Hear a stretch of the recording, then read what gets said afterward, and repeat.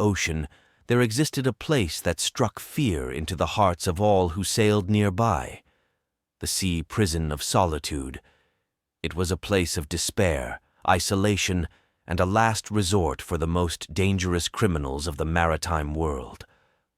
The prison was not built on land, nor was it a floating structure. It was a massive fortress carved into the side of an isolated, towering sea stack that jutted out of the water like a menacing sentinel. The sea stack was surrounded by treacherous currents and unpredictable storms, making it nearly impossible to approach or escape. The only way in or out of the prison was through a well-guarded underwater tunnel that could only be traversed by the prison's guards, who knew its secret path.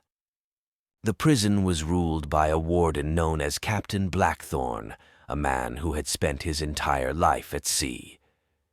He was a stern and unforgiving figure, his face weathered by years of battling the elements, and his eyes spoke of countless tales of hardship and survival.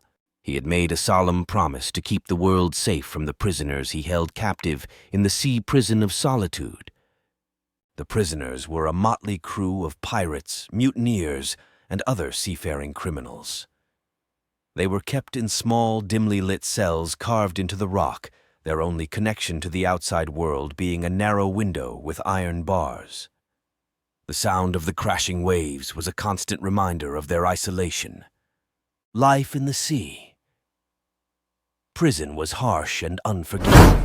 The prisoners were forced to work in the prison's underground forges, crafting weapons and equipment for the guards.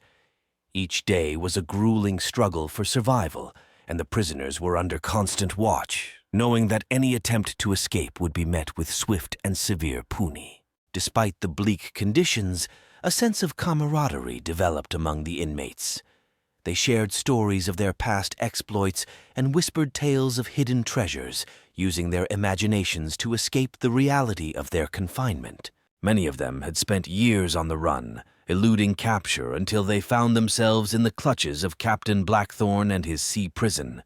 One stormy night, as lightning illuminated the tumultuous sea, a daring plan for escape began to take shape among the prisoners.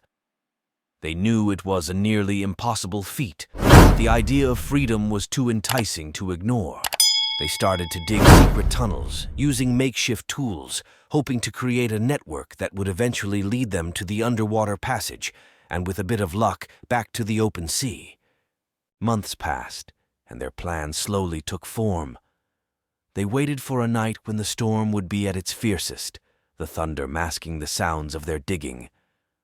As the tempest raged outside, they worked tirelessly, knowing that discovery would mean certain death.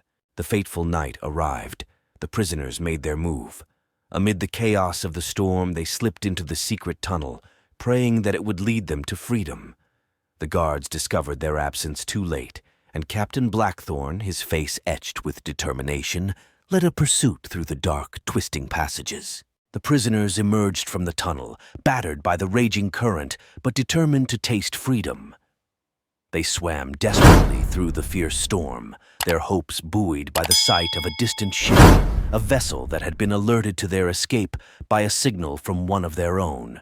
The sea prison was left behind, a dark silhouette against the tempestuous night, as the prisoners made their way to a second chance at life. The sea prison of solitude remained, its stories of despair and escape echoing in the harsh winds and relentless waves, a grim testament to the unyielding spirit of those who dared to defy the sea itself in search of freedom.